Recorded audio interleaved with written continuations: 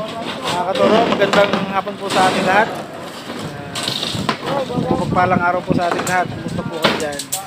Tayo po ngayon ay maglalapit na ng bakal sa floor slab po ng third floor. Ayan mga katoro. Tayo po ay sa first layer pa lamang mga katoro. Ayan. Ang unang latag po natin ng bakal ay may point, ano po tayo, point 30 po yan. Unang latag. Ayan.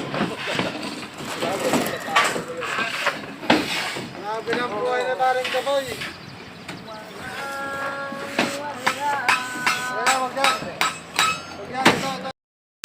Yan mga katoro, tayo po ay nasa first layer na. Yan, 30 by 30 po tayo. Yung first layer natin. Yung pangalawa po naman layer, yung po ay sa itaas ng bakal natin sa floor beam. Yung first layer po natin, yun ay sa ilalim nilalagay. Tulad po nito mga katuro. Ito po yung first layer nila sinusuot natin sa ilalim.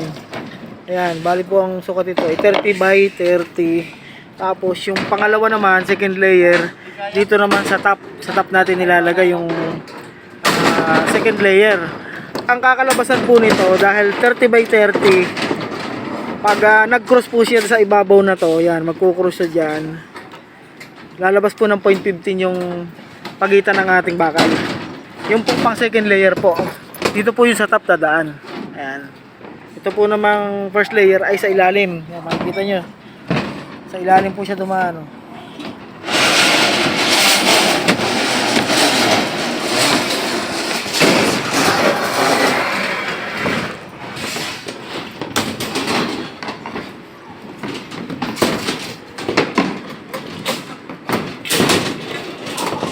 Ang gamit po natin bakal dito ay grade 40. Ayan, sa mga magtatanong po dyan ng grade 40, ang grade 40 ay color yellow.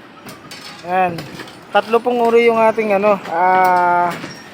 kulay ng bakal. Isang puti, isang dilaw, tsaka isang green. Ang green po ay grade 60, pang high rise.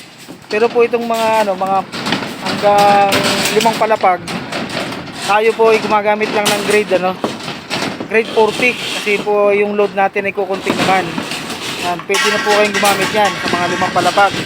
Pero pag high rise po, grade 4 talaga natin yung kulay green. Grade 60 po mga katoro, mga kaibigan.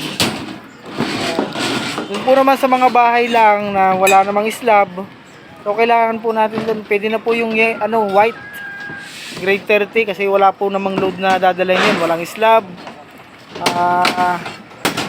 Parang gumawa lang kayo ng kahon, tapos may bubong. Yun, wala pong doon, wala pong load masyado, kaya pwede po nyong gamitin yung grade 33. Yan, kulay white po yun kung mabibili nyo sa hardware.